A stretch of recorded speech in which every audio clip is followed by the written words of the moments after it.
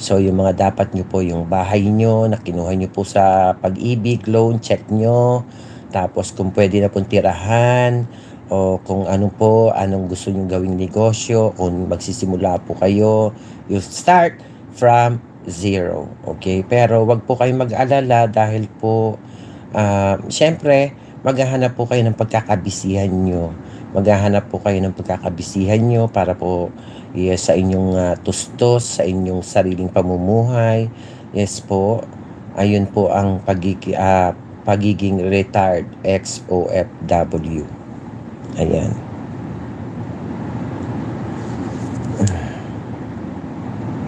Mr. Lee Art ng Pangasinan, mega love shout out. Woot. Ayan. So, yes, BG lang. So, ayun po for today. Papunta po ako doon sa Antipolo na 8 pong namatay sa SC Tex papuntang Tarlac. 8 po silang namatay, pati po yung mga kapitbahay. So, kukuha po tayo ng footage doon at yes, at ilalagay po natin sa ating channel. Yes, ito po ay awareness, okay, awareness or information para po sa lahat po na magta-travel, going too far away by car. Yes po, ugaliin nyo pong magdasal. Ugaliin nyo pong gumamit ng rosaryo. Ugaliin nyo po na gumamit po ng Our Father na 40 sa inyong pagta-travel. Okay. Channel, mega love shoutout. What? Channel. Yes, we have 7 million people in the house. Mega love shoutout. Ayan po, medyo napagod si Kate, kaya po nakahiga.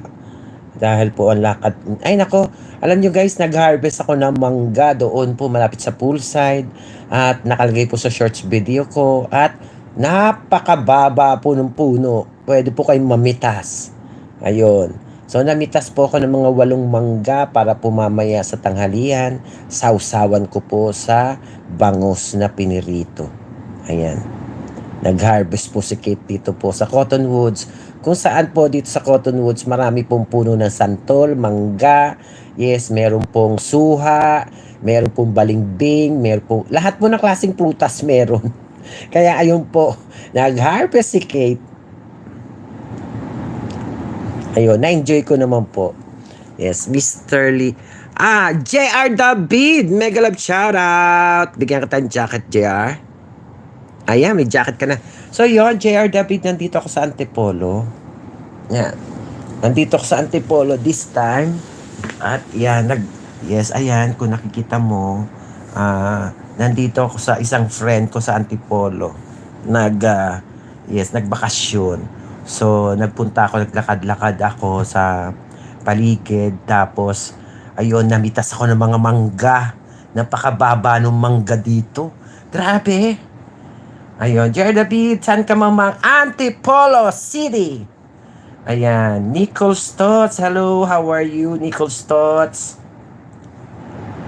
Ay? Ilang days ka na? From the, day 24, di ba?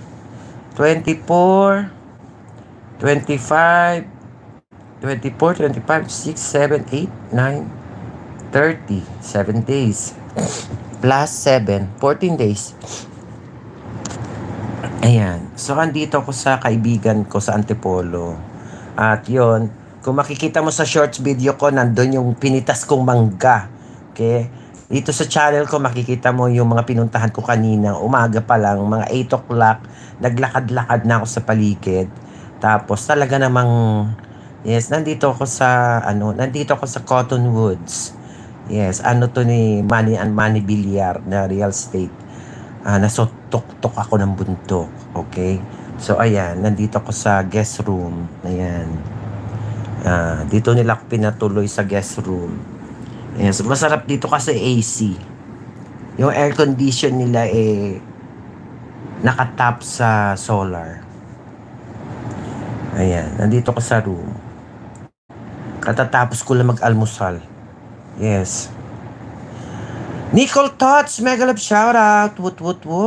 Nicole Stotts. Ayan. Nakapaglakad na rin ako sa baba. Nakapaglakad na rin ako sa baba ng sa bandang gate